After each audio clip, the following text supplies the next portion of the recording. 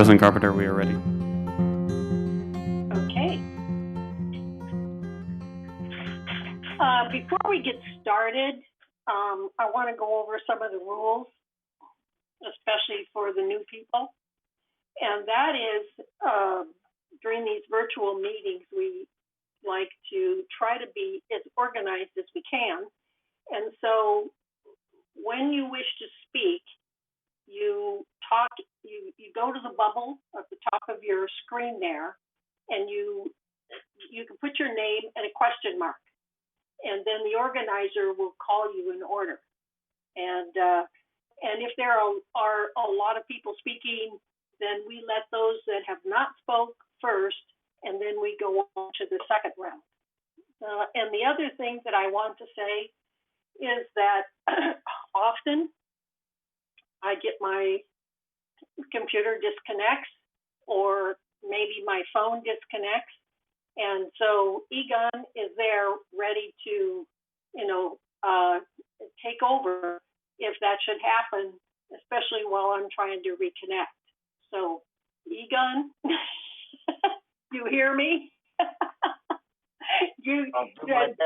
I'll do my best, Bunny. Okay, all right, thank you. So we have to work together because this next technology is sometimes isn't as great as we would like.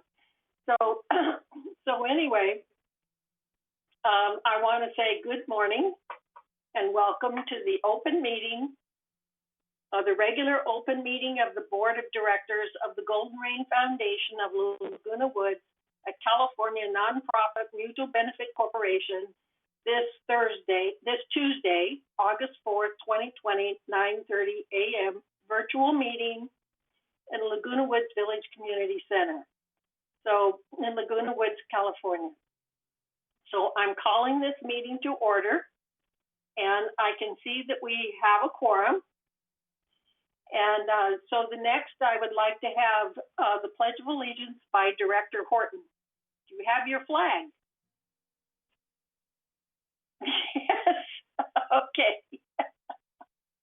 All right. Will you lead the Pledge of Allegiance?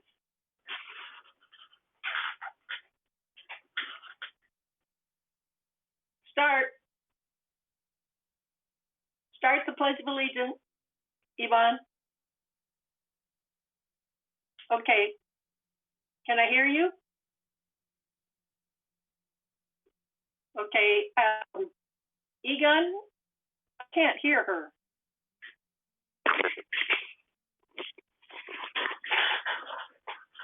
Pledge allegiance to the flag of the United States of America and to the republic for which it stands, one nation under God, indivisible, with liberty and justice for all. Okay, thank you.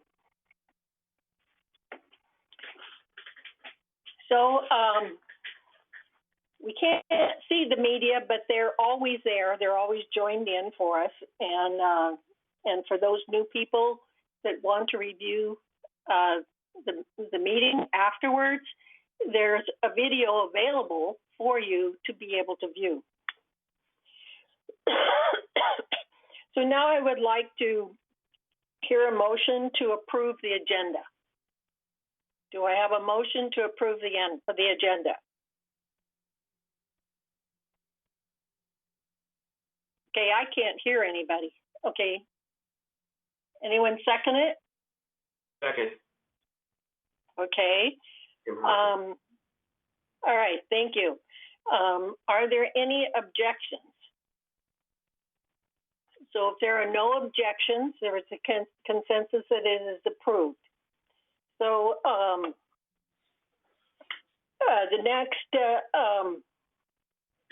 the next one would be the approval of the minutes.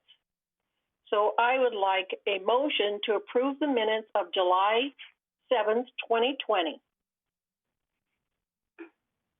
Do I hear a motion? Yvonne? I can't hear her at all. Can anyone else hear Yvonne? Nope, can't hear Yvonne. Nope. Okay, can anyone else second it? All right. I second it. Okay, thank you. Are there any objections? If there are no objections,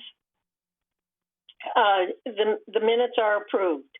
So the next, I would like a motion for the approval of July 8th, special open 2021 capital review minutes. So moved. Okay, thank you. And a second. So are there any objections? So if there are no objections, the minutes are approved. So the next is the report of the chair. I have lots to say today. I want to welcome and introduce the new directors on the GRF board. Sue Stevens from Mutual 50, who has a background in operational auditing, energy, and construction. Gan Makahapake, and I hope I pronounced that right, and I apologize if I didn't, a registered civil and geotechnical engineer. He lives in United. Jim Hopkins, finance and strategic. I thought mutual.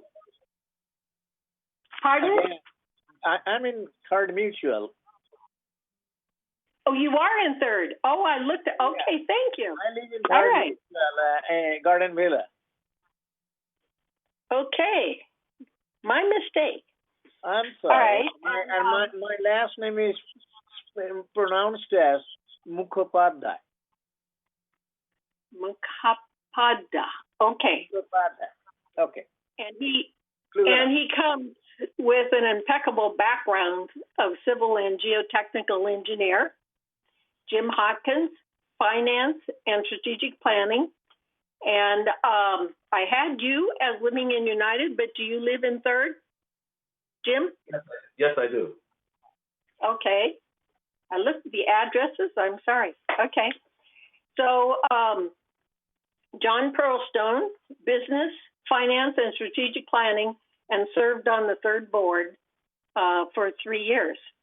So I'm also excited to introduce our new council, Lori Poole, from Adam Sterling. And I invited Lori to our open meeting to introduce her to our residents and to become familiar with our open meeting forum. I would also like to announce that we will have an election to replace Jim Matson. So thank you. That's my report. So looks like I missed, oh, here we are. Okay, the VMS update, Diane. Hello, everybody can hear me okay? Yes, okay, then at last month's meeting, pardon me? Go ahead. Okay. At last month's meeting, we had an update from my two favorite departments, recreation and finance. I'll start off with recreation. Mr. Parker will be mentioning the most current information in his CEO report as to which amenities are open. So I'm going to limit my comments to talk about the drive-in movies that are scheduled for Friday, August 21st and Saturday, August 22nd. I understand there's some confusion as to why there is a charge for tickets. The $10 per car that is being charged is a nominal fee to cover a few essentials like renting portable toilets and wash stations. The event is sponsored by the Village Community Fund, which is a nonprofit 501c3 community benefit organization, of which I happen to be the current president. The Village Community Fund is paying the setup and rental expense for the equipment to show the films so that residents only have to pay $10 per car. With movie theaters having been closed for months, the Village Community Fund thought you would welcome the opportunity to see a movie outside on a large screen. Excuse me, if this event is a success, Recreation may arrange for more films. The films being shown are both very good, Call of the Wild and my favorite, Yesterday. Village Community Fund hopes you enjoy the shows. And as for finance, at the last VMS, Village Management Services Directors board meeting, we found that finance has been very busy working with the boards on the 2021 budget. After preliminary discussions, the first draft of the 2021 budgets were presented to each of the boards in open meetings a few weeks ago. The boards gave staff feedback for the second draft of the budgets, which will be presented to the boards in televised open meetings the week of August 17th. Final version of the 2021 budgets will be decided during the regularly scheduled September board meetings, which are always televised. So the respective boards will vote on their 2021 budgets at their September board meetings. The budget process is long and complicated, with board members making decisions with each version as to what projects or programs to keep, postpone, or reschedule. Any version of the budgets that you see prior to the September meetings are just drafts. They're works in progress. The three housing mutual boards, as well as the directors and staff of VMS, Village Management Services, understands this is a trying time and that many residents are feeling the emotional and financial effects of the pandemic, and so they are approaching the 2021 budget very conservatively. And if I look tired today, it's because I was up late reading the latest issue of The Breeze. It will arrive in mailboxes later this week, but I had a chance to see a preview copy yesterday or last night, and I think it's the best one yet. It had me hooked from editor Elise Rothrock, hope I said that right. Her comments on the first page, I just thought they were sweet and wonderful. Among other things, she mentions a new department in the magazine called Community Connected that highlights acts of kindness in the village. And who wouldn't love Susan Logan McCracken's article on senior discounts, virtual recreation, and other diversions? Hers was called Relish the Savings. There are some great human interest stories in this edition as well, including an interview of Golden Globe winner and village resident Brett Halsey. And as always, there is good information about our village, including a list of items that can and can't be recycled. I hope that you like reading it as much as I did. And lastly, speaking of reading, I just want to give a thanks to the volunteers at the Village Library and their club president, Eileen Ordway, for continuing to make books, puzzles, and DVDs available to residents during the pandemic. I hope they know how much we appreciate the work they've been doing to keep us all entertained. And that's it for the VMS report. Thank you. So the next item is the CEO report. Jeff? Good morning, President Carpenter, and to the new board members, welcome to GRF, and for those that are already on the board, good morning to you. Three things that I wanted to mention this morning.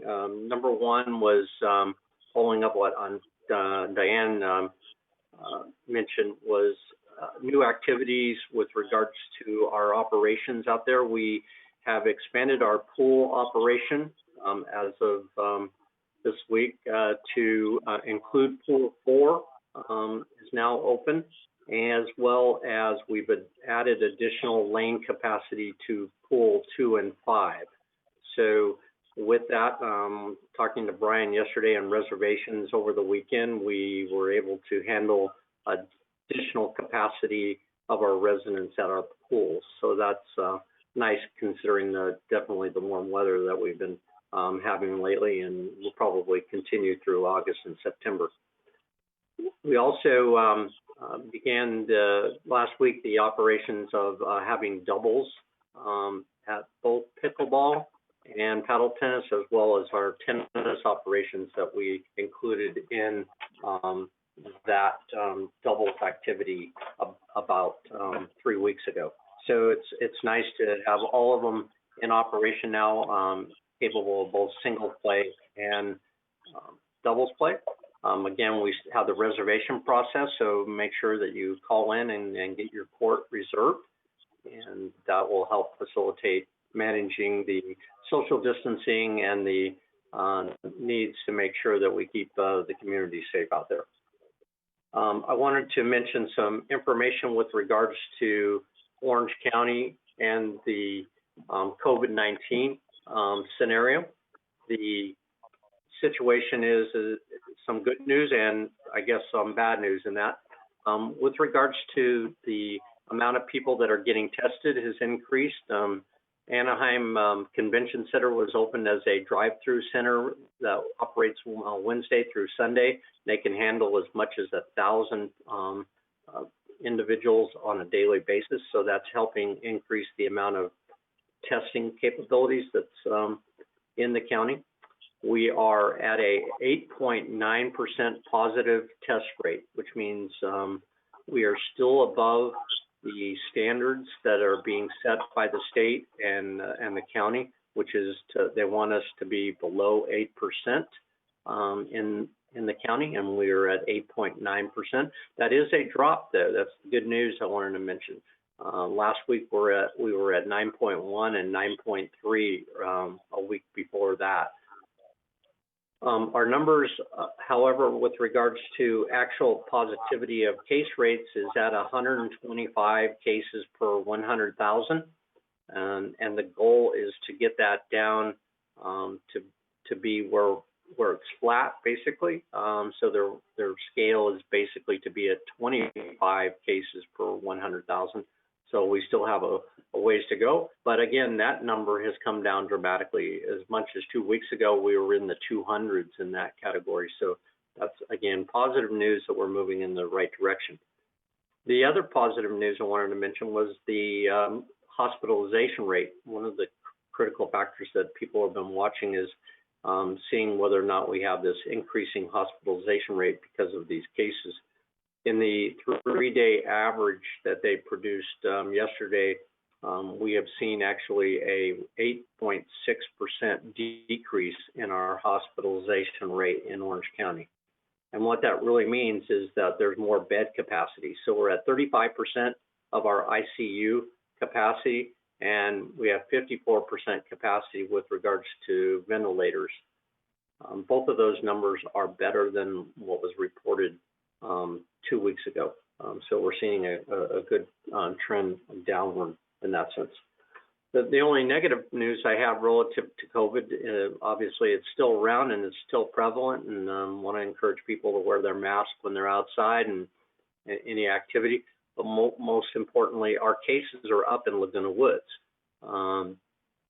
We were in the high 30s last week, 39. As of Friday, we're at now 41 cases for the community of Laguna Woods, not just the village, but the whole city of Laguna Woods.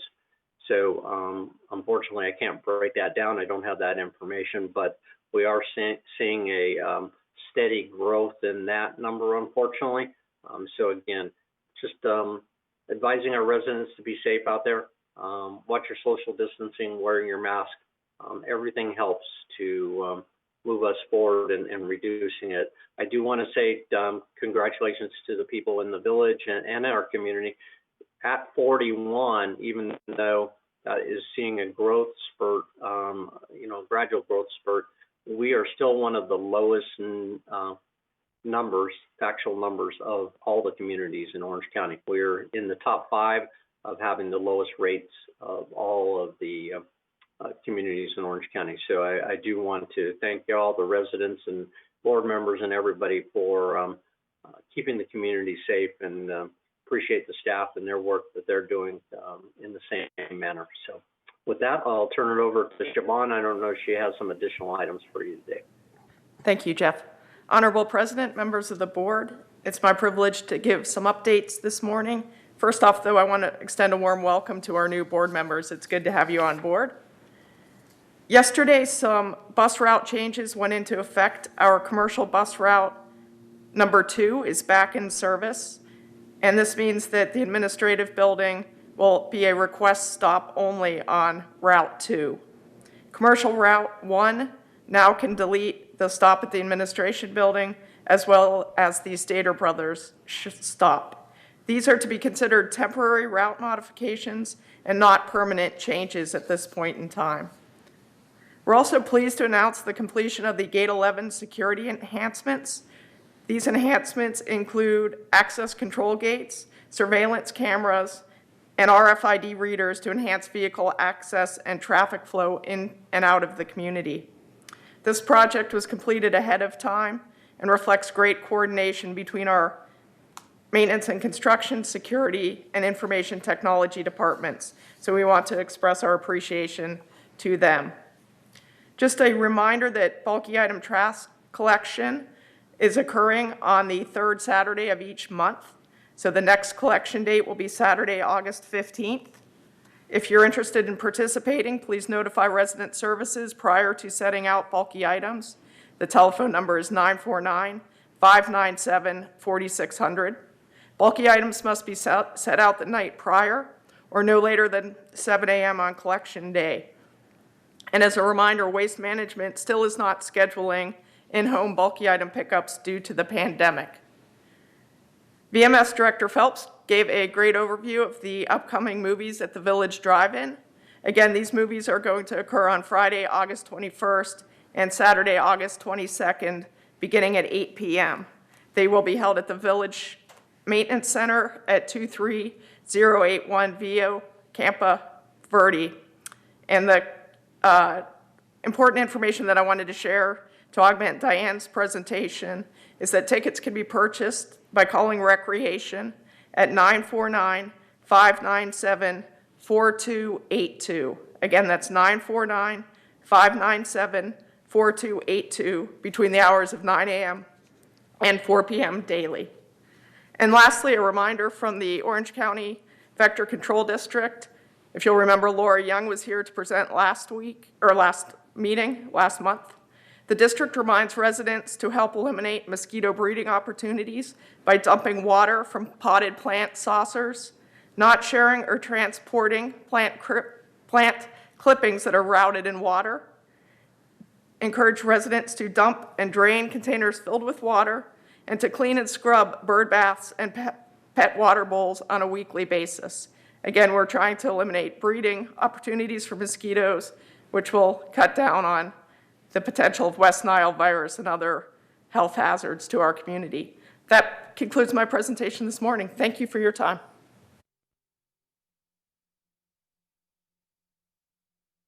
Thank you, Siobhan. The next item is open forum. How many people do we have that want to speak at open forum, Grant? We have 4 people that want to speak during open forum. Okay, thank you. So 3 minutes per speaker. At this time, the speakers may address the Board of Directors regarding items not on the agenda and within the jurisdiction of the Board of Directors of Golden Rain Foundation. There is a 1-page limit per speaker, and a speaker may only address the board once during this period. The board reserves the right to limit the total amount of time allotted for the open forum. Members should call 268-2020 or email to request to speak. So please do not mention any names in your comments. So go ahead, Becky. Thank you, President Carpenter and esteemed members of the board. My first member comment is from Cash Akakar from 201 E as in Edward. Since inception of our community, GRF has neglected the trusters' priceless assets. The knowledge and experience our retiree members bring in with them and then unfortunately take it with them to their graves as they don't know how to utilize it.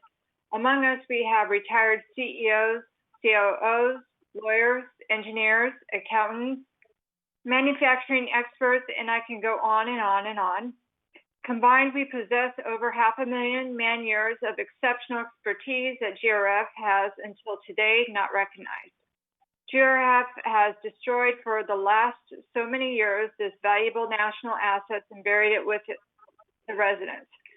Especially during those pandemic times when unemployment is sky high and many companies are closing their doors. These assets, our knowledge base, can be tapped in exchange for our retirees wanting to disseminate their knowledge and know-how to leave a legacy. What better can we provide our community with such all-experienced talents to resolve problems and provide project assistance to local companies, and while doing so, get a small donation to support the badly needed funds for the village of infrastructure. All I'm asking is to assign me to take the initiative for GRF to organize selecting quality talents of about 50 people within 1 year to provide their knowledge and expertise from their past lives back to the local community. I will need one half of the room under the pool deck in Clubhouse 4, 50 chairs, a table, and some setup for coffee and cookies, a sound system, a safe place for store confidential material, and zero financial assistance. I will build the necessary infrastructure for all GRF on a volunteer basis and see what it becomes a perpetual establishment. All excess funds generated from this activity shall be donated to the Mutuals and the Laguna Woods Foundation. There's a company soliciting for this talent at $250 to $1,000 per hour of work. It is time we recognize the unique experiences our retirees have, and the GRF proceeded to formalize it with my group and volunteers. Outside organizations are eagerly approaching our residents to tap into this resource already. You owe me an answer, either for or against these lines. I will not quiet until I get and keep bringing this issue every chance I get. Cash Akakar 201E. Next comment. David Engem, 36C. And it reads, he asked us to seating for the seniors must be reconsidered. That is it. Next comment. Ray Chaplin, 804P as in Paul. The building I'm in faces Los Altos. The street is constantly littered with magnolia leaves. The other day, the street sweeper came by. He had to constantly swerve away from the curb because of all the parked cars. May I suggest the signs to be posted, something like no parking on XX day due to street sweeping. Currently, it's just a waste of money to pay for street sweeping, at least in the street. I realize the info is probably on the village website, but no resident is going to check the website and then move the car. Last comment. Geraldine Beckert, Manor 23691, D as in David. Can seating be added to the tennis courts? Residents are willing to sanitize the seats with wipes. It is too hard to go the full length of time while being on the courts and not being able to sit down anywhere. That is all. Thank you for your time. May I add a question in the open forum? This is Andre. Okay. I've noticed that our media and the communication groups are working very hard at putting out those messages and information for our residents to share. However, if you look at the Globe, one section that most people read are the letters to editors. Is it possible that we also add a section of letter to editors, letter to VMS or boards section that people can send in emails or questions, and so we can answer them?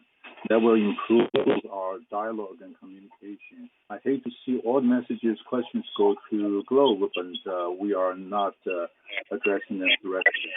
So that's my recommendation. Thank you. Okay.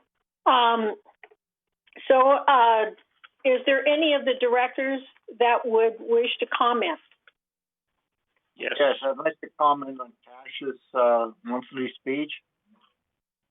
Okay. I'd like to say, Cash, that I think I have an excellent idea, but the problem. We have looked at the area under the pool in Clubhouse 4, and it is now filled with stored items. So to get half of that stuff. Secondly, the area needs some rehabbing because there's kind of a moldy smell, and we don't know how bad that is, and what it would cost to clean that up. However, I think, as I said, I think you have a really excellent idea, and I think you should get together a group of those people, first assemble them and see who wants to participate in that. And I can't imagine that they can't come up with a small fee like all the other clubs, and get a room and start your process, and we'll worry about Clubhouse 4 sometime in the future. I mean, there are other possibilities for use in that, but it's going to be a very costly undertaking. Thank you. Money?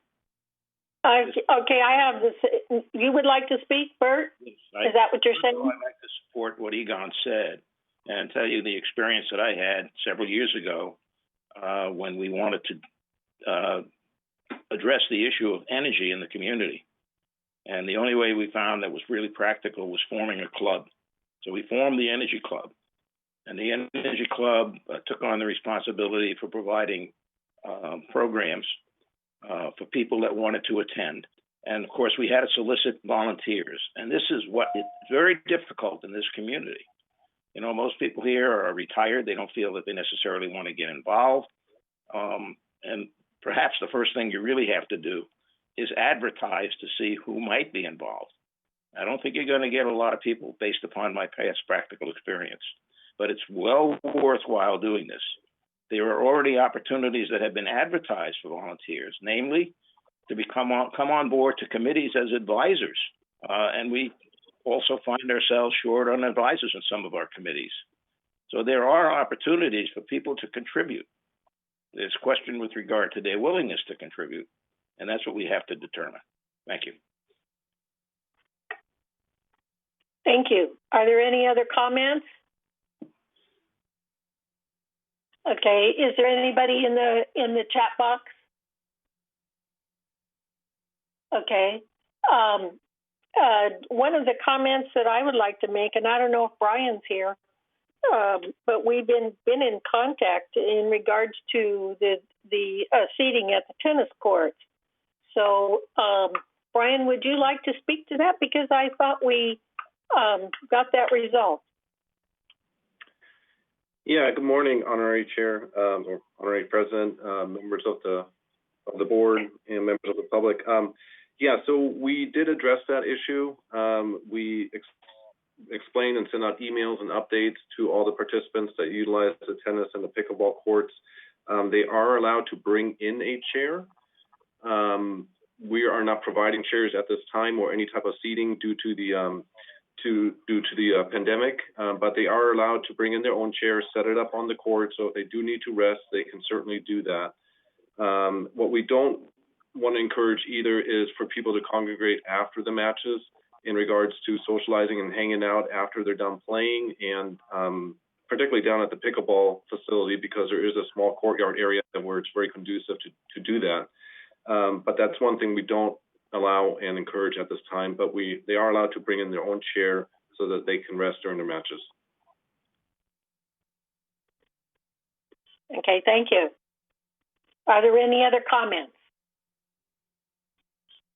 So if there's no more director comments, we'll go to the next item, which is the consent calendar.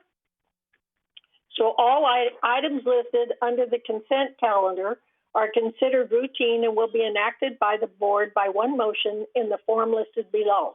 In the event that an item is removed from the consent calendar by members of the board, such items shall be subject to further discussion and action by the board. So the items that are on the consent calendar are recommendations from the Finance Committee,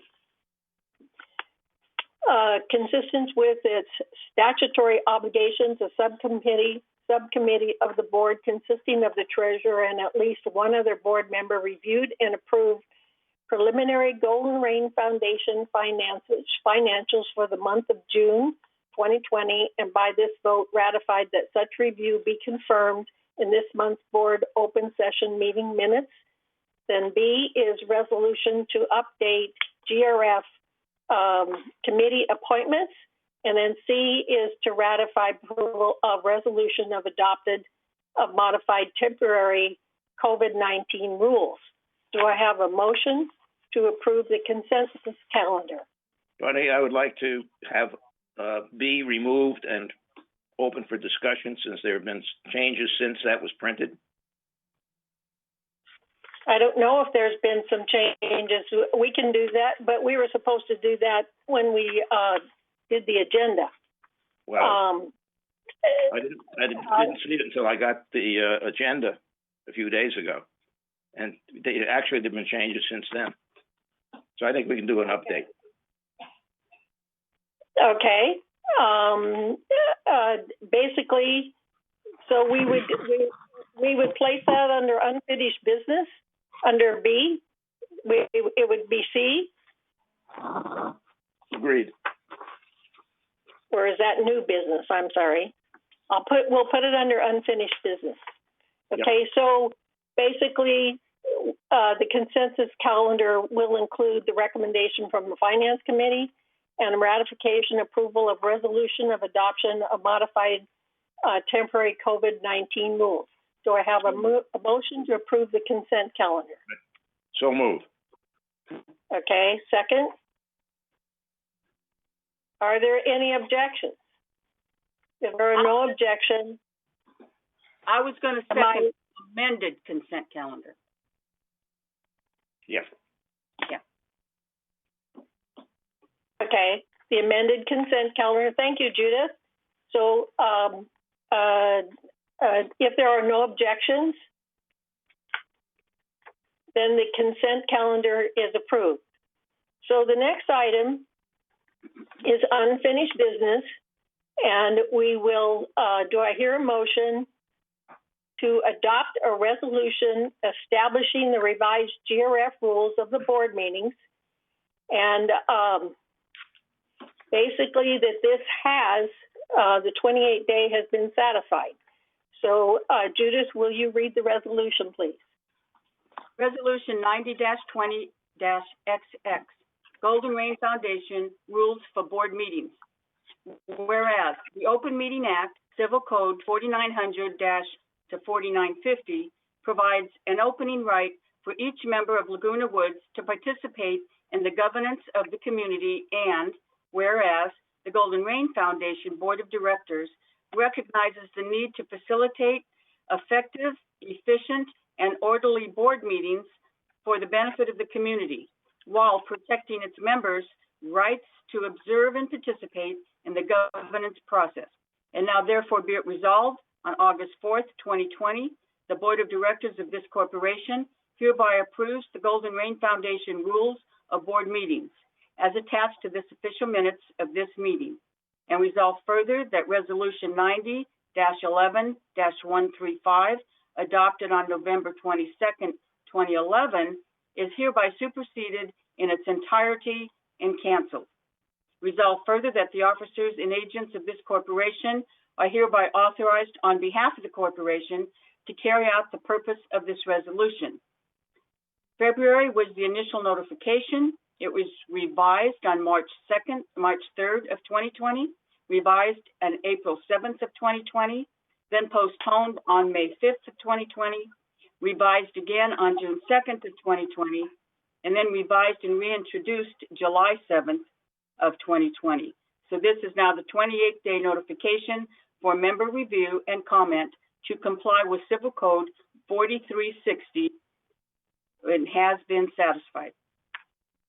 I recommend that we approve this resolution for Golden Rain Foundation Rules and Board Meetings. I move. I need a second. I second. So I'm going to jump for joy. Is there any discussion? This has only been before the board, I think, 3 times. So. Oh yeah, I just read 5 dates. I just read 5 dates. So yeah. Okay. Okay. Right. I have a question. Pardon? Yeah, I have a question. All right. The small language changes make a difference in the approval. No. You can suggest editing changes, and we can incorporate those if it's an edit changes.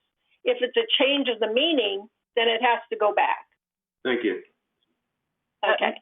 Can I add, sometimes, Dan, we call those scriveners. Okay. All right. Thanks. Okay.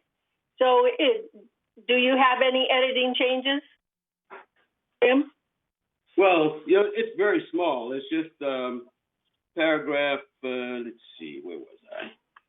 Yeah, paragraph 5, section A, the use of the term "but." I've learned and been taught over time that when you have resolutions and positive statements, you don't use the word "but," and you just move forward. For instance, I would just take it and say, the way it reads right now is a mutual member may request in writing to the president in advance that a topic be added to the agenda. And then it says, but the president, with the assistance of the staff, will determine, et cetera, et cetera. I think you can just put a period after the agenda and then say the president will, rather than say the word but. It's small, but it's more positive than the term but. I agree, that's proper, grammar, correct. Yes, thank you. Do you have a comment? Okay. So basically, see, where are we at, Grant? And we are approving these. We have to amend the motion. Judith, will you amend the motion? Okay, I just amend, the motion to include that Scrivener on, section 5, to remove the word "but," add a period after agenda, and capitalize the word "the president" to start a new sentence under 5A. Okay. So all those in favor of the amended motion? Do we raise a hand? Raise the hands. Grant, will you count them? Okay. So we have 1, 2, 3, 4, 5, 6. John Pearlstone has to speak up or put his picture on. Okay. Okay. 7, 8. Okay. Then well, we have, looks like to me like we have 1, 2, 3, 4, 5, 6, 7. So the motion passes. All right, thank you. Did you have that count on that, Grant? Want to make sure, can you hear me? Yes, I can hear. Grant? I had it as everyone being in favor. Correct. Okay, thank you. All right. So the next item is a motion to adopt a resolution for GRF Recreation Department Policy, Small Clubs Fee, amended, and the 28-day has been satisfied. So Judith, will you read the resolution? Okay, that's 12B? 12B, yes. Okay, because Okay, go on. that's not the one that's, it's out of order in the agenda. Okay. Well, what I noticed late last night when I was putting my book together that it was missing. So I had Cheryl send it this morning to everybody. But if you have it in hand, pardon? I don't have it. Okay. We'll have to read it because I did not get it this morning. Maybe it was in email. It is. It was in email. Okay, I didn't get that yet. I didn't open email yet. Okay. Okay. So can I have, in your place, can I have Egon read it? Please, yes, thank you. Thank you, Egon.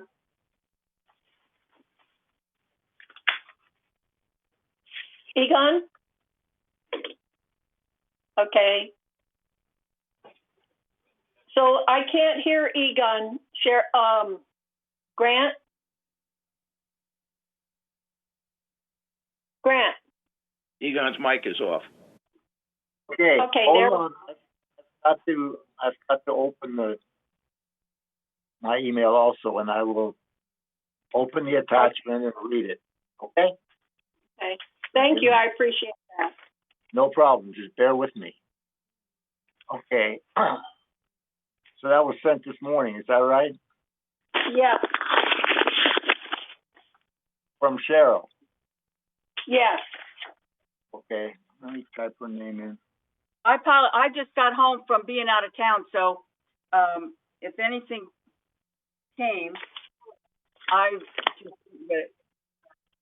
It would be the same as it was last month. Well, okay. It's attachment 2, resolution 90-19-39.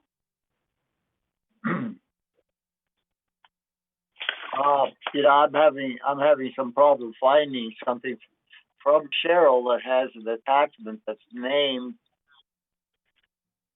Oh, let me look at the board agenda here. Maybe it's there. There it is. Okay. Hold on. Microsoft has a new slow way of opening things. See, mine shows up as not a resolution, it shows up as a I'm just opening now. Just hang on. endorsement. Right. Yeah, it's an addendum to agenda. The following agenda item was inadvertently omitted from the agenda packet you received last week. It is attached to the board meeting under separate cover.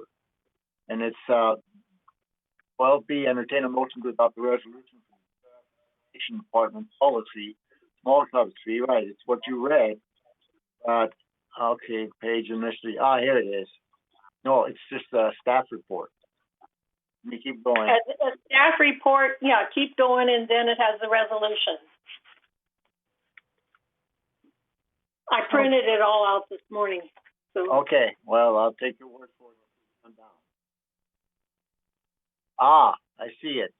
Okay. I knew it was there. Resolution 90-19-39.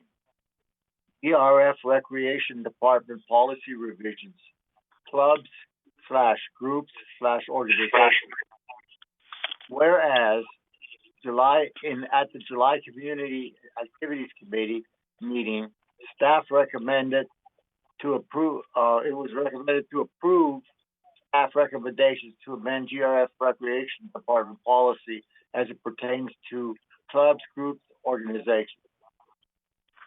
Whereas Laguna Woods Village has 286 registered clubs within the community, which are afforded a variety of privileges upon approval of the Recreation Department, priority rollover reservations, flyer posting, the clubhouses, free village website use, club page, event calendar, and village news, and free Globe submissions, village television airtime, message board, and club storage, excluding Clubhouse 2.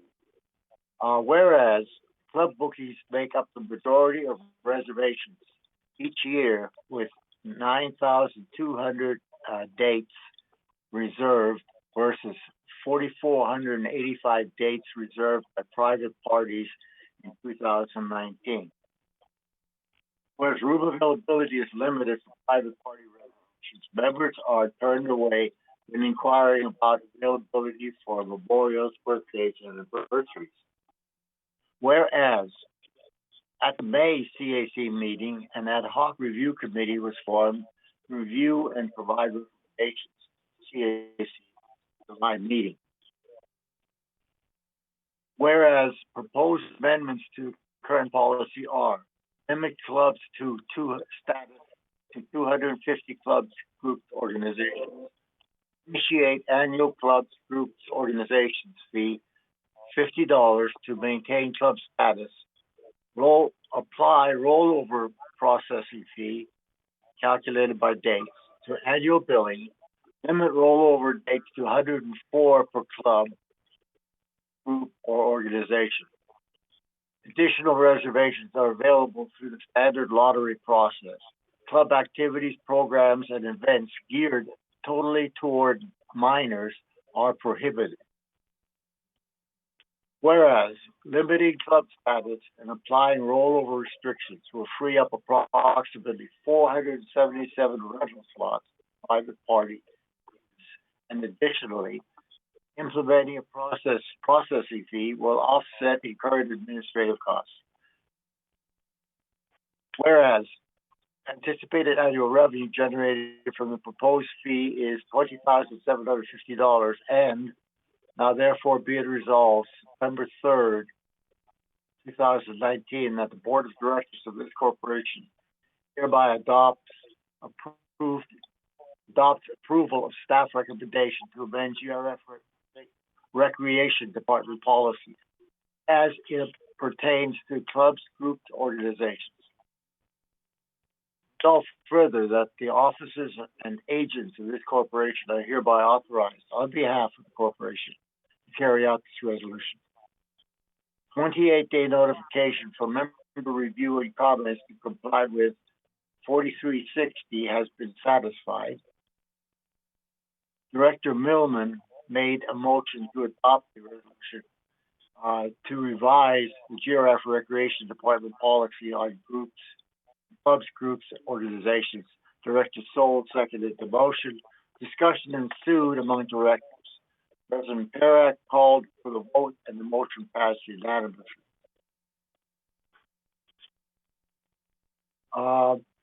And that's the as far as this table. Okay.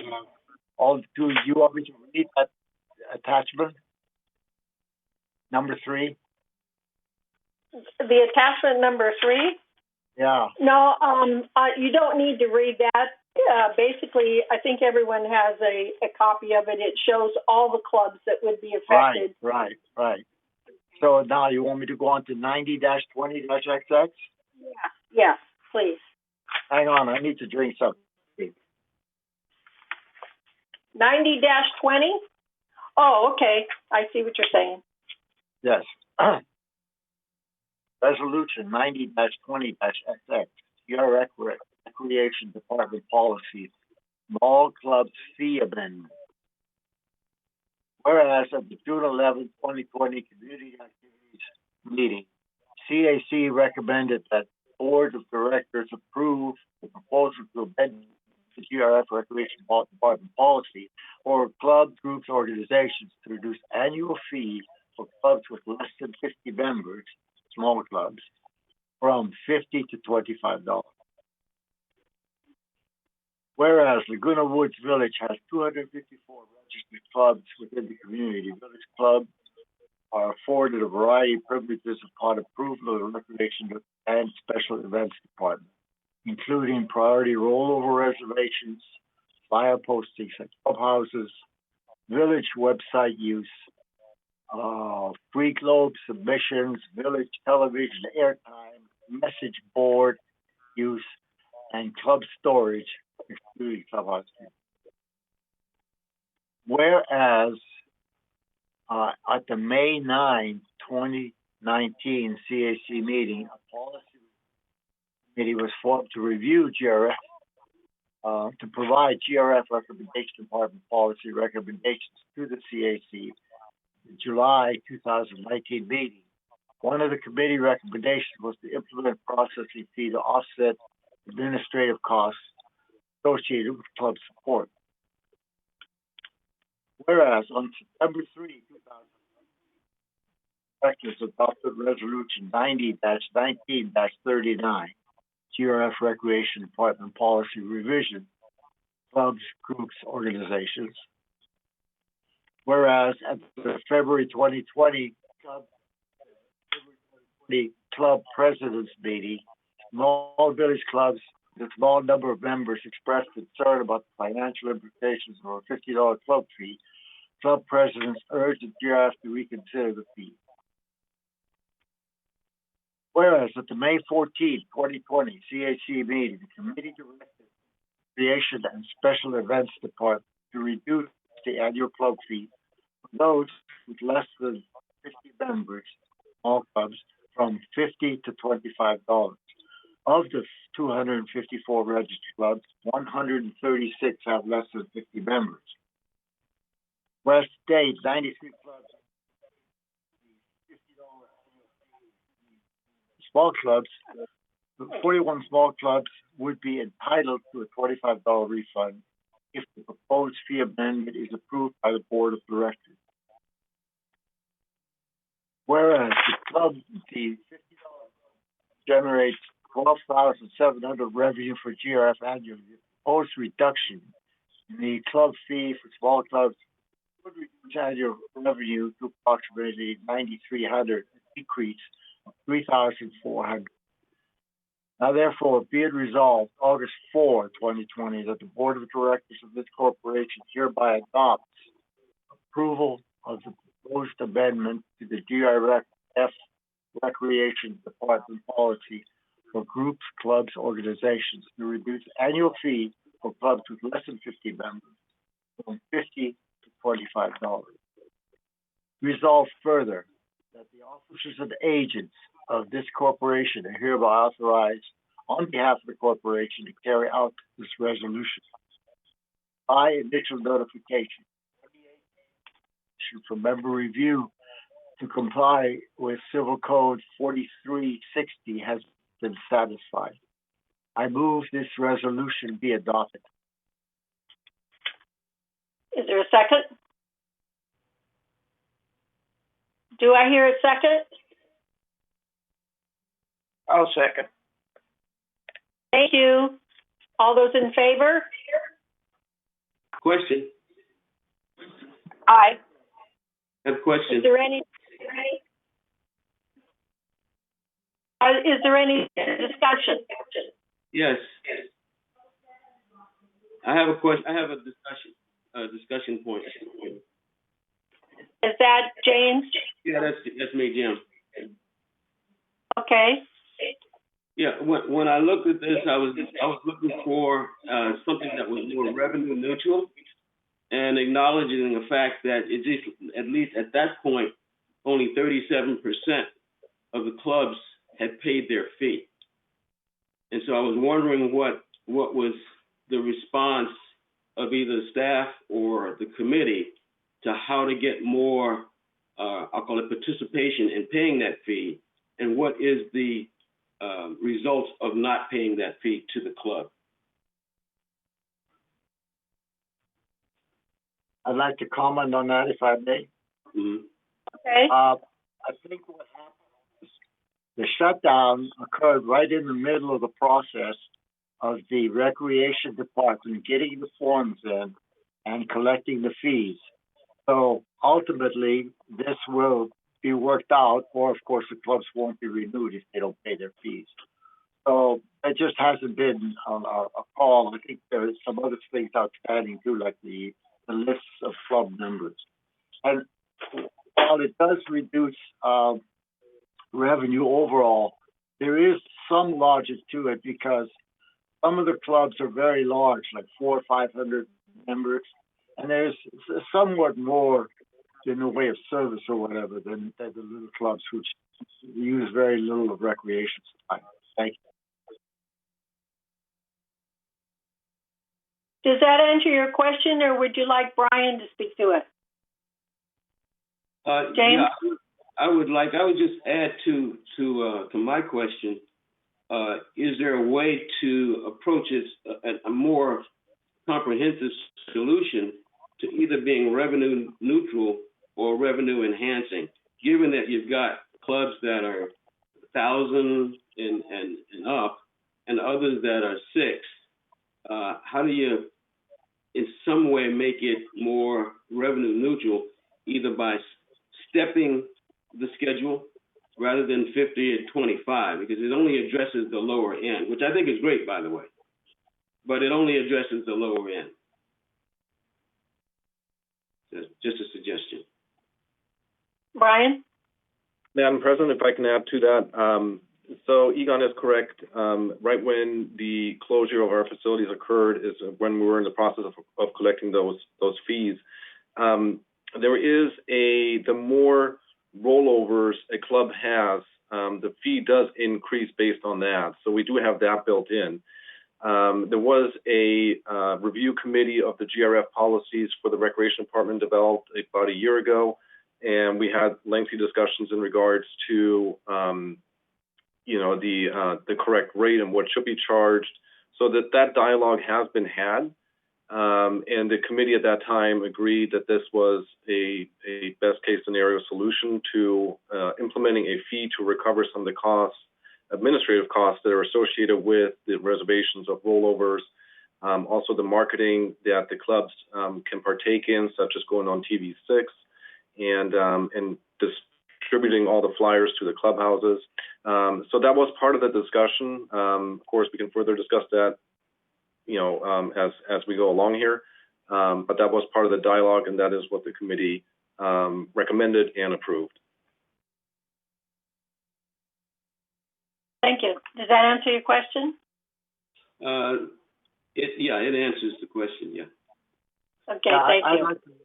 I'd like to make one more comment just for James about the revenue neutral stuff. You got to realize that this fee is new, so we actually went from a revenue zero to a revenue whatever it is now. So this is the first year that we're just taking it out. Okay, Bert, you were next. Yeah, I'm just agreeing with James. I think we need to relook at this thing to see whether or not we can bring it to a revenue neutral rather than a loss. What do you mean by revenue neutral? You mean make everybody $50 or everybody $25? No, my take would be there's ways to make it a step function based on size of club or something else, rather than saying we're going to take out basically $4,000 out of the revenue that we get when we're already stressed on that. And with some clubs, it's more affordable than others. Obviously, the more members, the chances are the more affordable it is to pay some. I'm not talking about hundreds of dollars. I'm just talking about a step fee that makes it more revenue neutral and therefore more equal. Well, if I may comment on that, that was the attempt. Originally, it was $50 for everybody. But what you don't see here is the total cost. Okay, so the club pays their room fee, and on top of that, they pay this $50, $25, and then they pay a rollover fee. So, in other words, for when they want to make a reservation up to a certain amount of time, they also pay a rollover fee. So, the charges basically were just started this last year.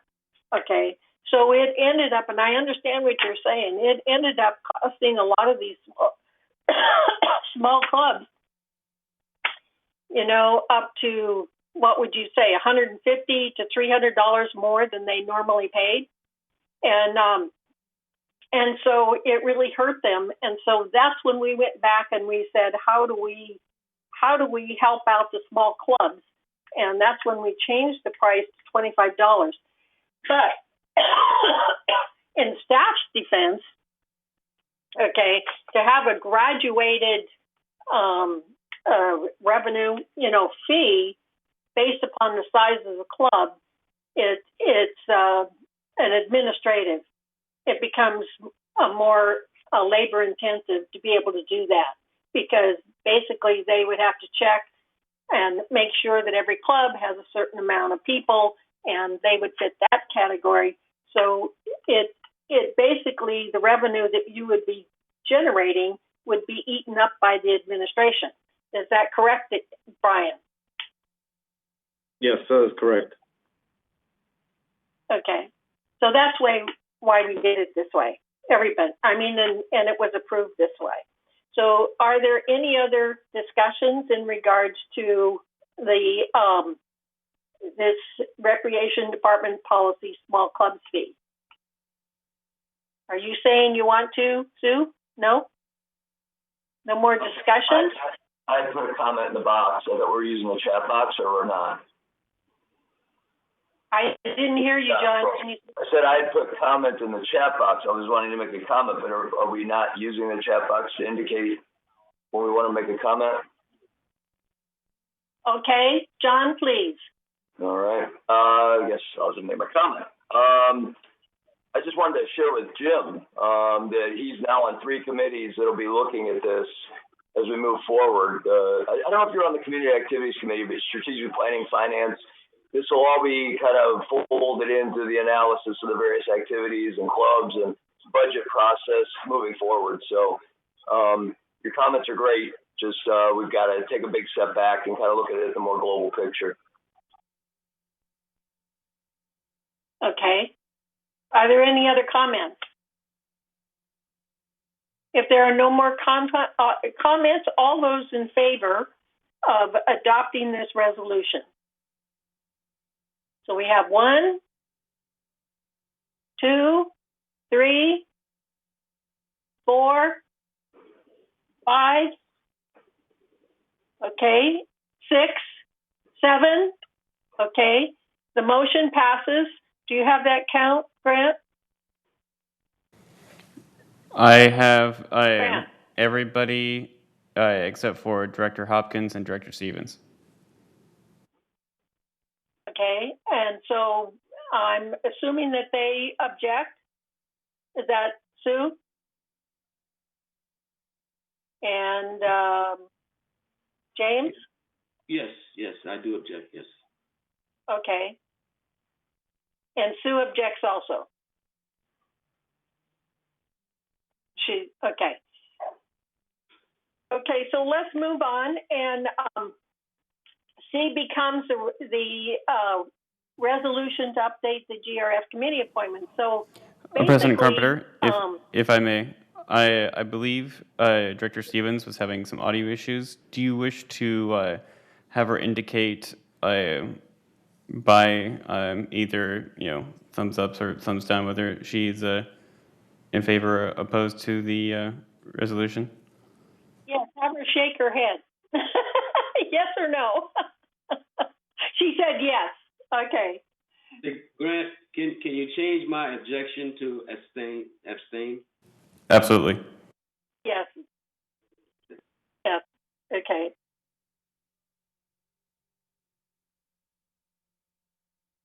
So Bert basically asked that the resolution to update the GRF committee appointments be addressed under unfinished business.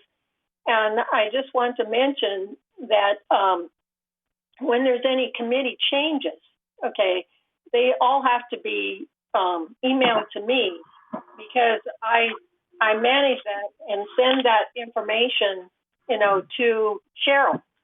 And before the committee, and before I sent them to Cheryl, I sent them out to everybody, all the board, to see if they agreed with it. So I don't at this point in time know where there needs to be changes or updates. Well, if you look at the appointments, you have Jim Mattson in like 3 or 4 different committees. There was one, I realize that. I did miss, I think, a couple of them to cross out Jim Mattson. Yeah. And I know that I'd like to get a clarification from Judith that she wanted to be relieved from some committee assignment. And I was just wondering that Judith wanted to be removed from some committee assignments. Again, she shows up on the M&V committee, shows up on the disaster task force. And I wonder, Judith, which committees are you basically removing yourself from? Judith, because we've had several conversations, and the last conversation was she wanted to be an alternate on some committees. I just wanted to be removed as the chair, Bert, and so to give the new people a chance to get started and practice with chairing committees and that sort of thing, but that I would remain as an alternate on these committees and help mentor the new people was the idea. So I just wanted to give the chair to someone else, which is exactly how she did it. Okay. Yes. Thank you. Okay, is there any other comments in regards to the committee assignments? Okay, so all in favor of the committee assignments? Judith, did you have a remark first? Okay. Funny, it's John. I do have a quick comment, if that's okay. I didn't hear what John said. It wasn't clear. Just was hoping to make a comment, and I'll dive in. I was trying to get your approval. can we go back to the unanimous consent approach to our votes, or does URF use a different style where we all have to raise our hands every time? I mean, way more efficient if we just all say if we object than if we have to raise our hand each and every time. Just a suggestion. Well, I would appreciate it if they would go into the chat, but what I'm assuming at this point in time, because of the fact that this is new, to these people, that they weren't aware of how to do it. So I was just trying to roll with the punches here.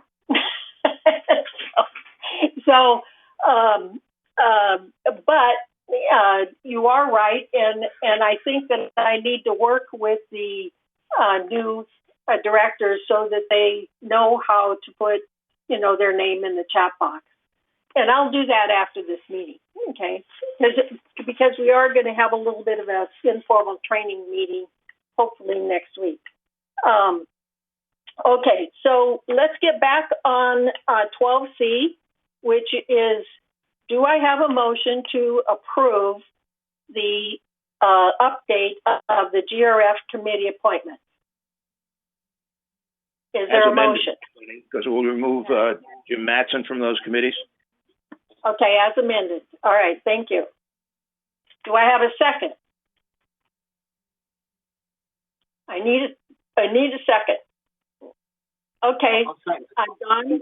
All right, a second. Is there no further discussion? So all those in favor? I have a question. Am I still on the Equestrian Club subcommittee assignment? Pardon? This is Andre. Am I still on the Equestrian Club subcommittee assignment? Well, that's what I was really surprised at, Andre, because I thought you were on our committee, and I don't know who crossed you off. I didn't. So I thought maybe someone from United might have crossed you off. No, I've never heard anything from United. I think that's a mistake. Okay, so you want to remain on the Equestrian Center Committee, correct? Yes. Thank you. Okay. All right, so he's our photographer. Yeah, he's doing a great job. Okay. All right, so the amended is that we remove James Manson, okay, and then we keep Andre Torn on the Equestrian Center Ad Hoc Committee. So, Grant, do you concur? Yes, I have that recorded. Thank you. Okay. All those in favor now? All right. Judith, everybody in favor? I've got 1, 2, 3, 4, 5, 6, 7, 8. All right. The motion passes. So the committee assignments, and of course, all of you know that every month we seem to be updating the assignments. Basically on communications, Sue is the new chair, and she will be selecting her advisors, and that will be on the next for the next committee, for the next board meeting. Okay. So the next item, 13, new business. So do I hear a motion to fill the office of treasurer, okay, and approve the updated resolution for the appointment of officers? So moved. Okay, is there a second? Is there any discussion? I second it. Okay, is there any discussion? All right, all those in favor? Well, I'll just say if there's no objections, okay, if there's no objections, then the motion passes, and we will open up for nominations for the treasurer. Do I hear a nomination for a treasurer? I nominate John Pearlstein for treasurer. Thank you. John, do you accept? John? Yes, I accept. Thank you. All right. All those in favor of John Pearlstone, as our new treasurer, please raise your hand. Okay, 1, 2, 3, 4, 5, 6, 7, 8. Okay, I have 8 people and John. 9 people. Okay, you can add me as 10, and the motion passes. Okay, John is our new treasurer, and so at this point in time, do you read the resolution, Judith? Yes, yeah. Now I'll read it now as completed. Resolution 90-20XX, the appointment of officers. Resolved on August 4th, 2020, pursuant to the Golden Lake Corporation bylaws, Article 9, officers which set guidelines, terms, and responsibilities for the election of officers to this corporation. The following persons are hereby elected to the office indicated next to their names of service. President, Bunny Carpenter. Vice President, Egon Garthoffner. Second Vice President, Bert Moldow. Secretary, Judith Troutman. Treasurer, John Pearlstone. Resolved further that the following staff persons are hereby appointed as ex officio officers to this corporation. Vice President ex officio, Jeff Parker. Assistant Secretary ex officio, Siobhan Foster. Assistant Treasurer ex officio, Betty Parker. Resolved further that Resolution 90-20-30, adopted on June 17th, 2020, hereby superseded and canceled, and resolved further that the officers and agents of this corporation are directed on behalf of the corporation to carry out this resolution. I hereby move to approve this resolution. Second. Again, is there a second? Second. If there are no objections, discussion. If there are no objections, then the resolution is approved. Thank you, and congratulations, John. All right, so the next would be the report of finance. Okay. The next would be the report of the finance report, Director Troutman. Okay, can everyone hear me? Treasurer's report for August 4th, 2020, slide 1. And I'm looking at the screen, so they'll be putting the slides on the screen. Through the reporting period of June 30th, 2020, total revenue for GRF was $21.8 million compared to expenses for just under $19.1 million, resulting in a net revenue of $2.7 million. Slide 2, please. In finance, we keep a close eye on the operating portion of our financial results. The operating fund, without depreciation, shows a favorable variance of $1.2 million through the reporting period. Slide 3, please. This next chart shows the same actuals from the income statement, but compared to budget, GRF ended the period better than 1.164 or $1,164,000, of which $1,317,000 resulted from closure of facilities mid-March during the COVID-19 pandemic, and $262,000 was due to timing issues. Slide 4, please.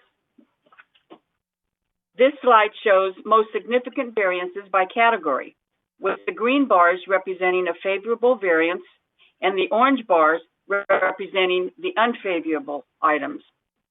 Favorable, overall, we had unbudgeted revenue and fewer expenses than expected, with the variances in the following: employee compensation and related, $998,000 due to employee furloughs during the COVID-19 pandemic.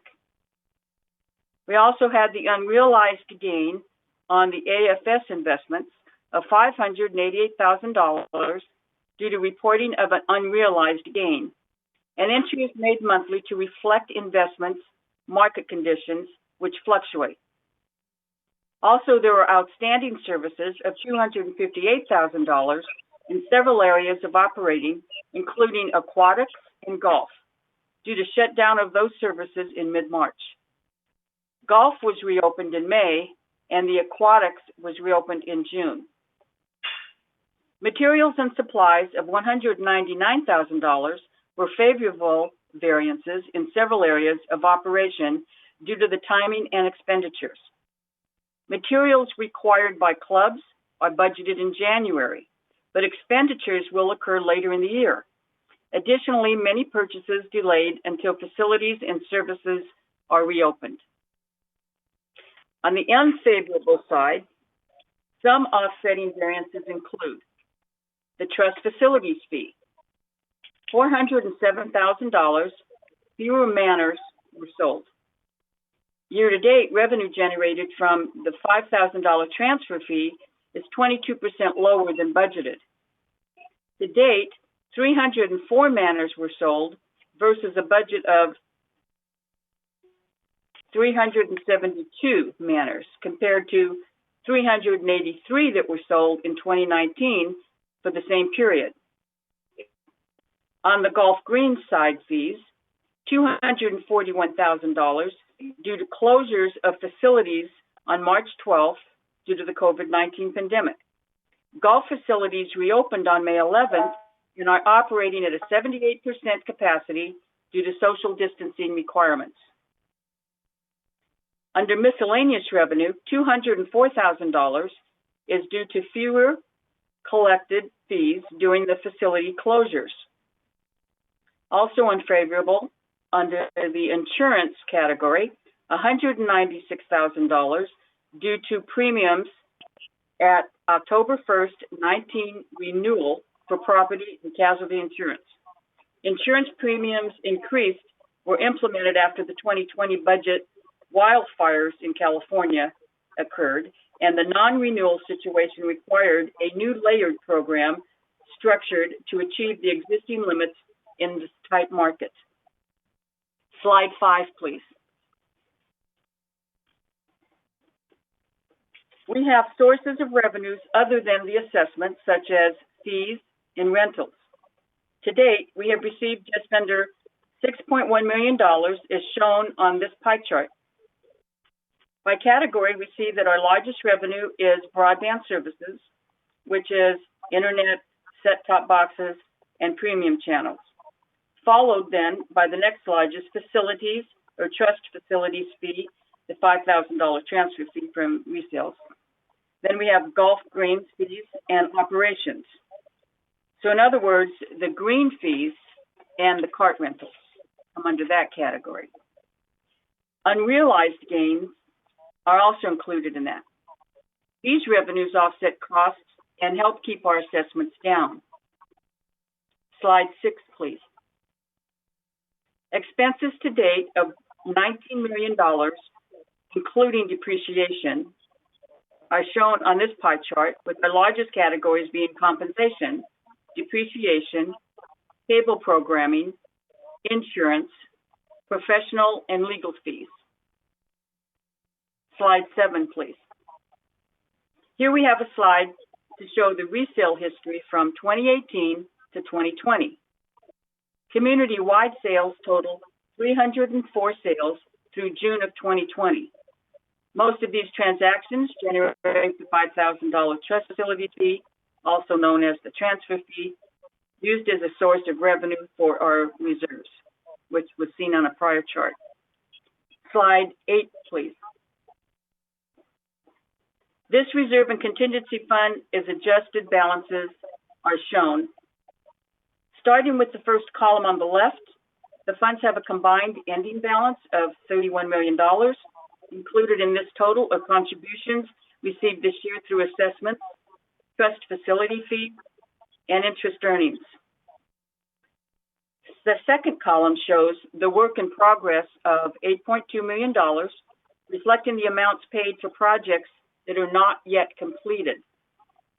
The third column represents the resulting adjusted fund balances of $22.8 million.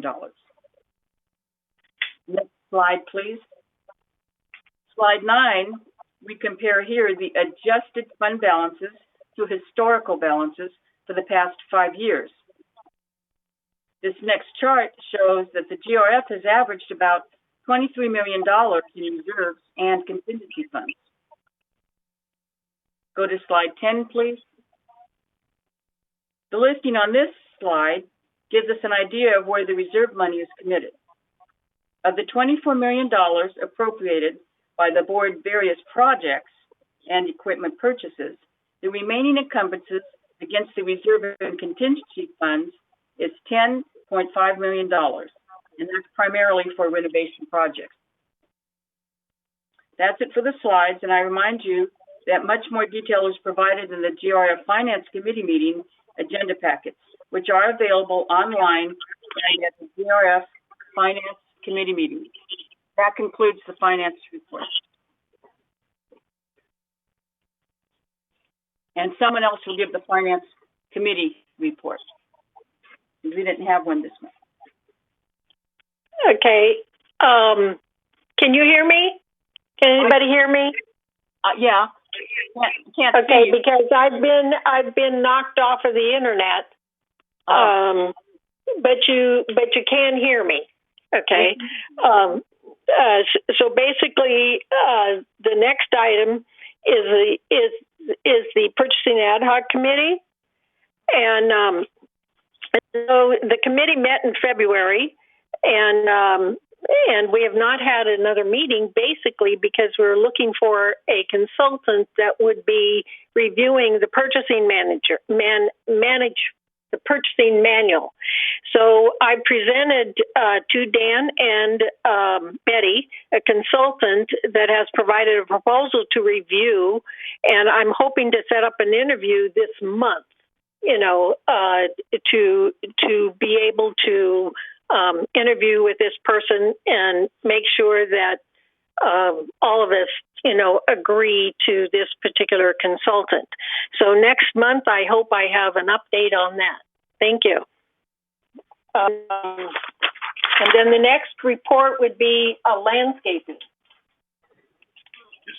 The Landscaping Committee did not meet, but will meet actually August 12th at 1:30 p.m.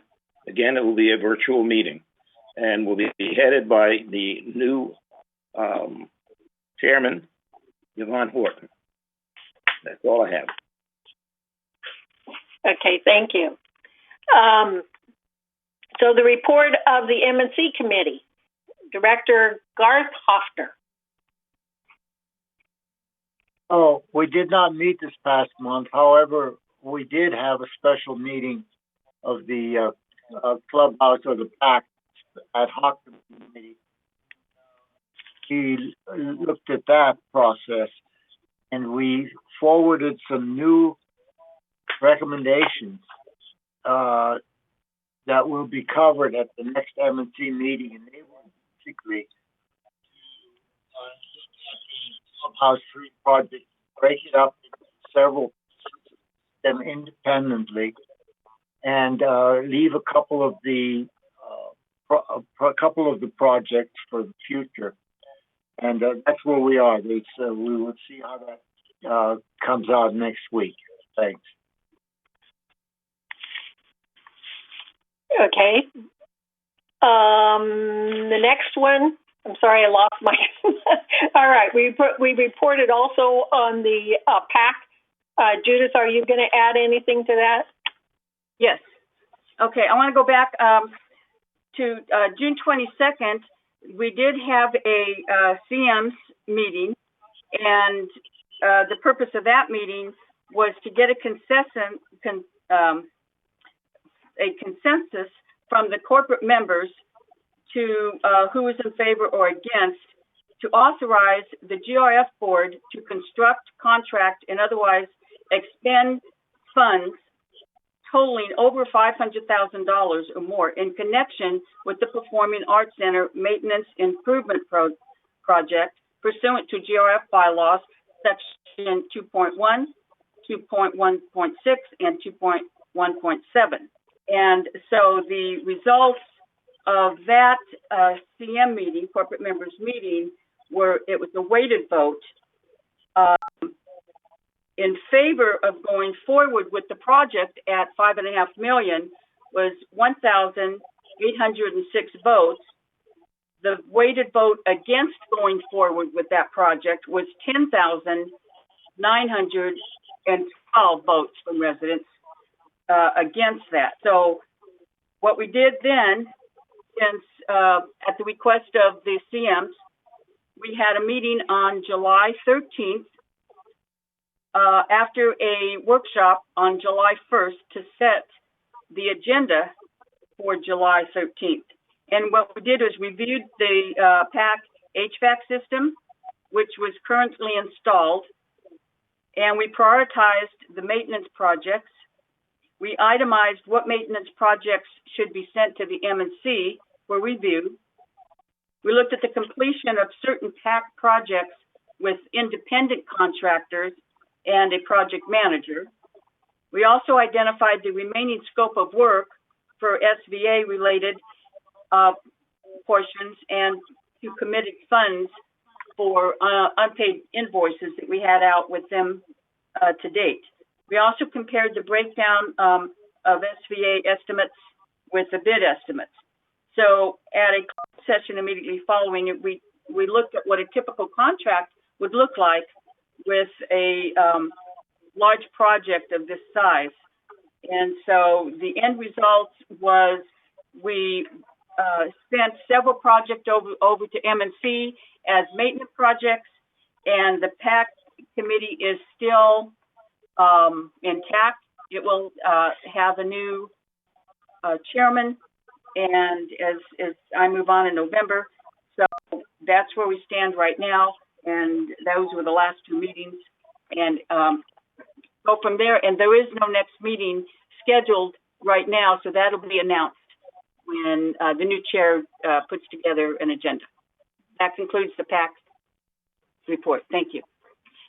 Thank you. And the new chair on that is John Pearlstone, and he's been on the PAC committee for quite some time. So I have complete faith that he will be able to pick up on that. So the next is the Clubhouse 1 renovation ad hoc committee.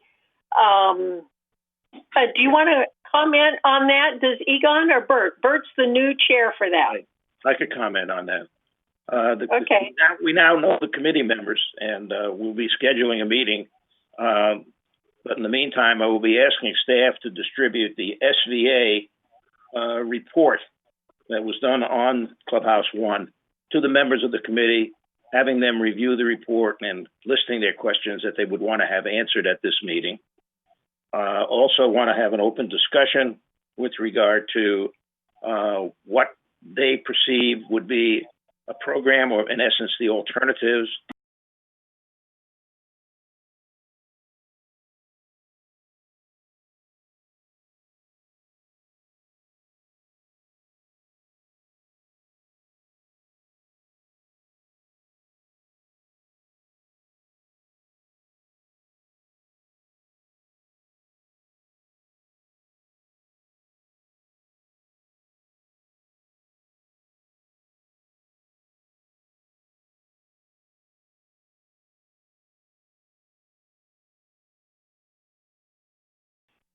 Get her hands around this. We're going to have a meeting with Eileen to basically for the next agenda, but I don't know if she wants to make any comments.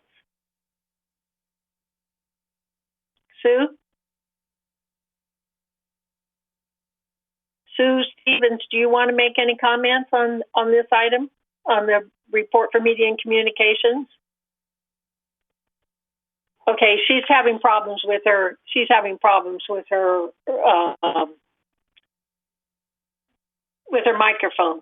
So basically, the next meeting is going to be August 17th, 2020, at 1:30 p.m.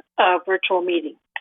All right. So the next item is report of the Mobility and Vehicles Committee, and I have Director Troutman. Are you going to speak on that, or is Dawn? No, I'll speak on it first, and then because I was the chair up until today. Okay. Effective August 3rd, the commercial 2 route, as we heard Siobhan say, was reinstated. This will provide an additional bus to the fixed route system, which will help to ensure social distancing requirements for the bus riders.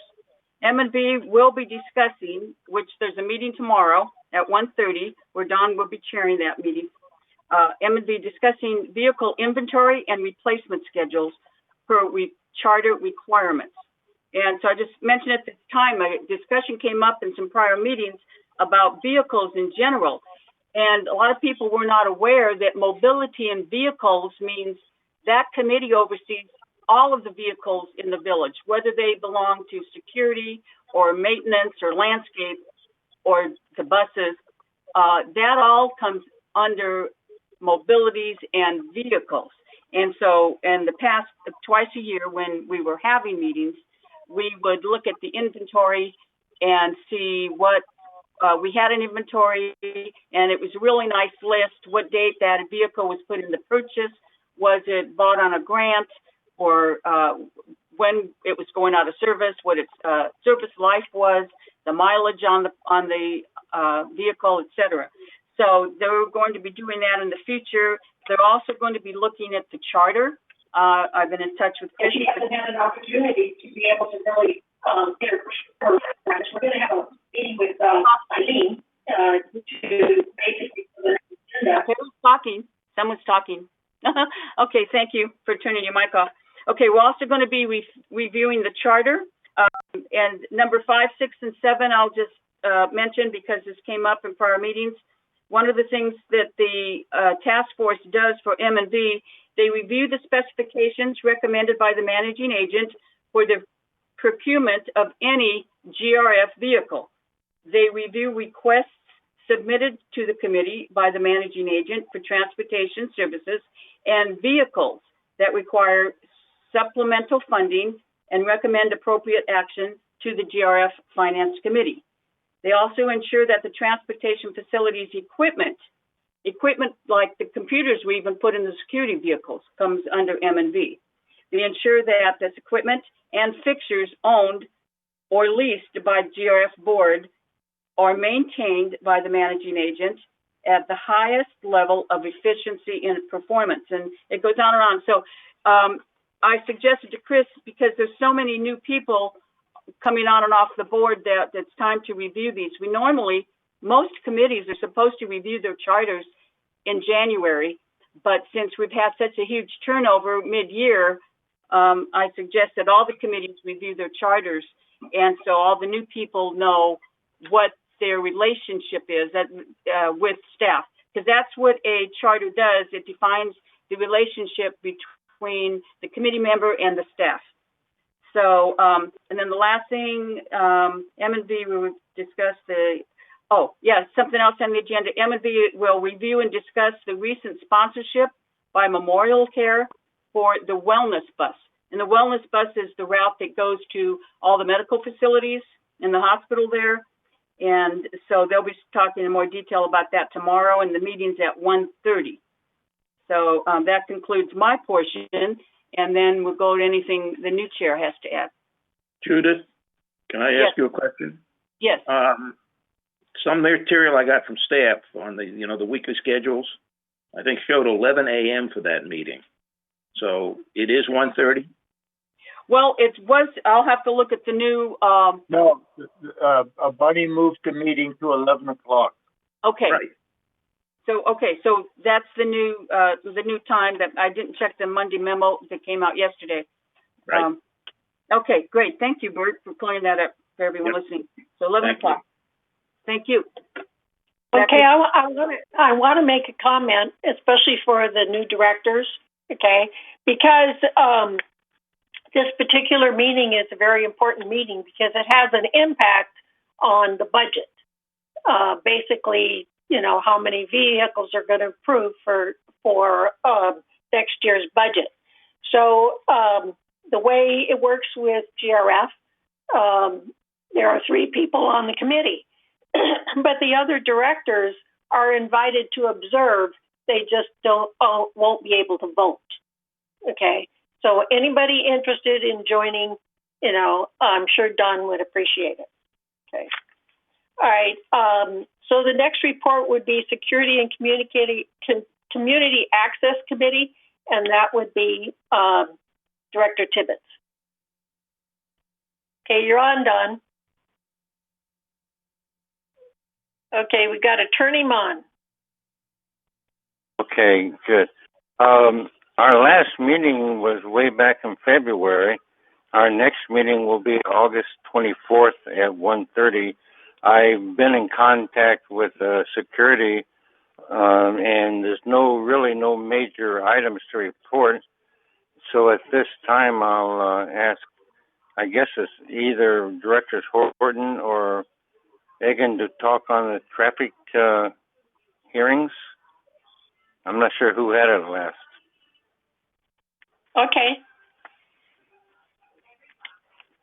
Don, So the next item. next question. Yes. Any way that security can report on how they are executing the policy on masks? What they're encountering? Well, Jeff Parker reported on it, and there's really not much I can add. I try to walk every day, and people are wearing masks. The people who I see without a mask are usually the visitors.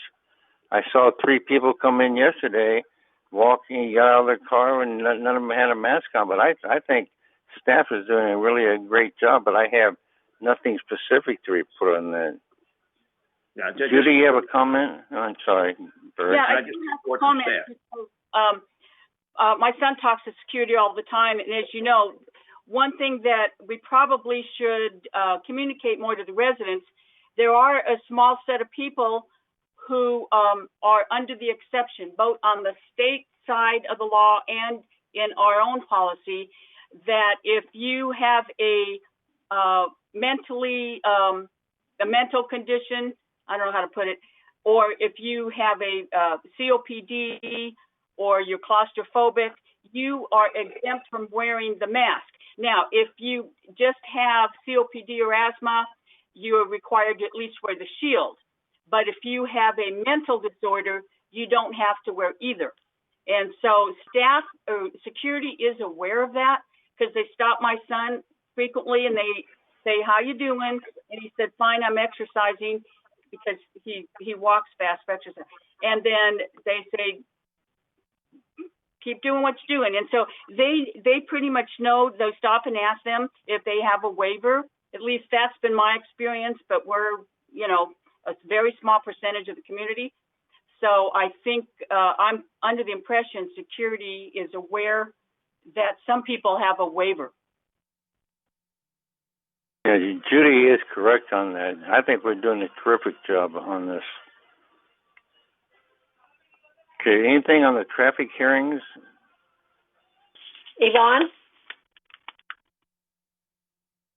Well, I think Director Horton, she ran it this past month, and I think she's having trouble with her mic. So I just want to report that there was indeed a traffic. Can you hear me now? Yeah. Yes. Yes, we can. Okay. Okay. There was? What is wrong? I don't understand why you...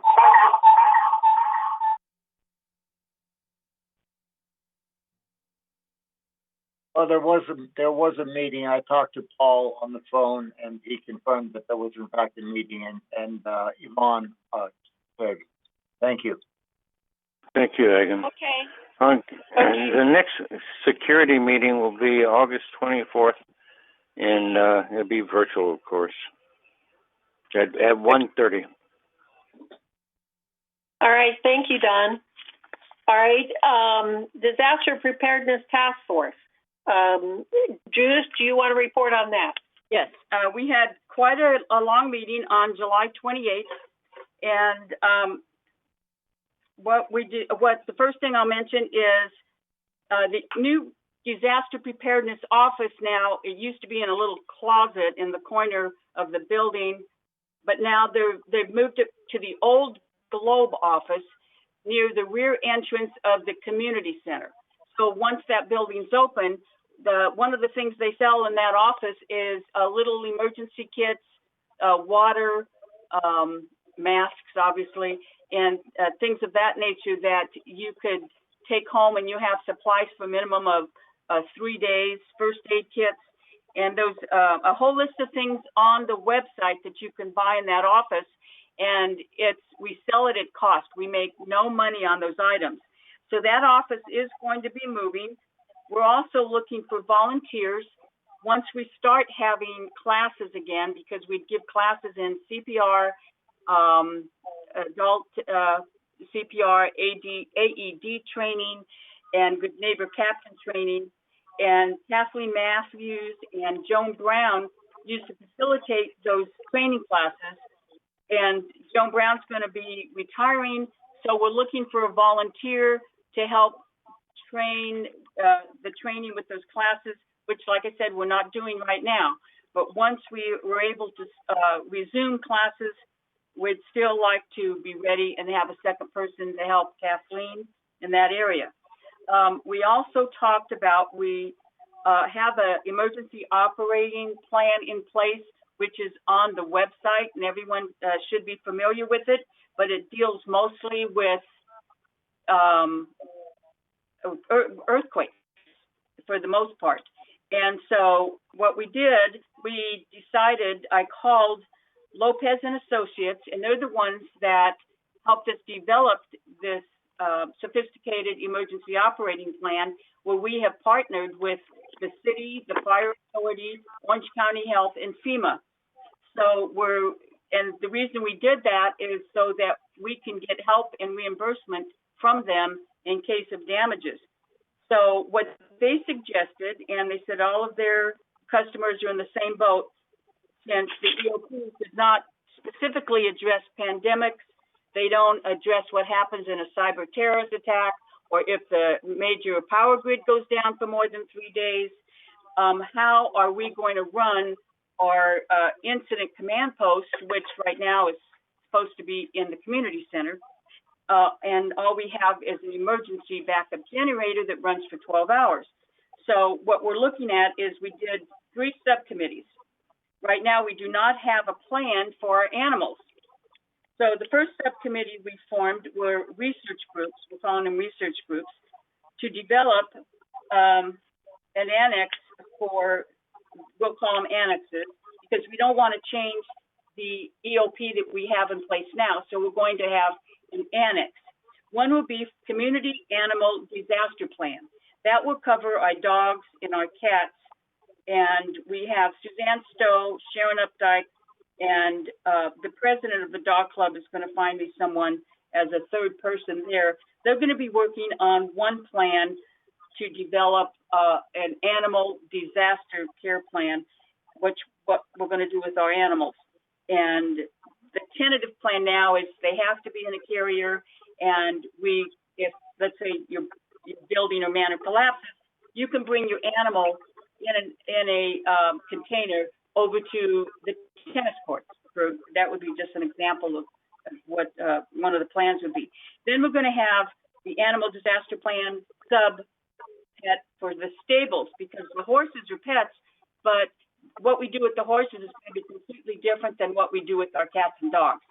So we have Gary Prowler and Stephanie Brown will be managing that research team, and they're going to be working, going online and looking. The city of LA has a really good plan for horses, and maybe parts of Orange County. So they're going to research that, and they're going to come back to the disaster team with what they found and a potential plan. Then we have the energy subcommittee that's going to research alternative energy sources for during an emergency. And Bert Moldau is going to chair that subcommittee, along with Cash Akrakar, John Kensel, Sue Stevens, and Tom Sevilla from the security team. And so then they'll come back with how can we maintain power in a long-term power outage at the community center, so we can at least run the incident command post for long periods of time during a disaster. And so then the last one would be and annexed to handle emergencies for either future pandemics, fires, cyber terrorism, environmental hazards, which is something we haven't thought about, and major long-term energy power grid failures. Working with me will be Sue Stevens and Roberta Becker on that subcommittee. You do not have to be a director to be part of the disaster task force. They've been around for years. So we have a lot of regular residents that sit on this task force. And we also talked about the Great California Shakeout. Tom Sevilla from Security said the shakeout's not going to be till October 15th. However, he's going to put something in the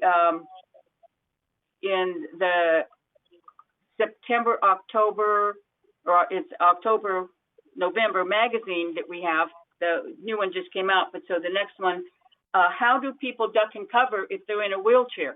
If you go online and go to FEMA.com, they will tell you, there's a little video, how do you duck and cover if you're in a wheelchair? Because you do something different than someone who's ambulatory. And so there's little tricks like that. So he's going to come to the next meeting with a plan for our good neighbor captains, what they could be voluntarily doing now during the COVID, and what their plan going forward during the COVID, what they could be doing, because they still have an option. It's at their discretion if they want to continue to check on their neighbors from time to time, maintaining social distancing and wearing a mask and gloves if you want, to see if they need anything.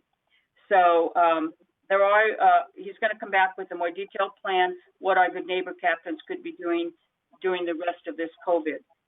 So let me see. Oh, also John Pilger also is a new member to our team.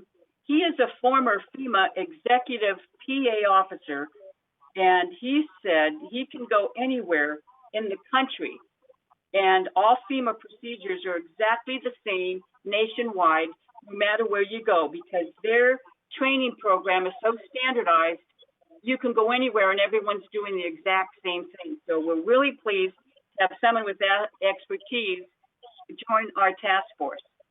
And so like I said, you can go on the FEMA website, and those classes, they're called ICS classes, and they're really classes and different sections that you could take, what to do during emergencies, including this COVID. And items for future agenda will be, they're looking for a computer for that DPTF office that's going to be relocated. We're going to review the disaster preparedness charter, and I just spoke about charters a few minutes ago. And we're looking for also office help in that office.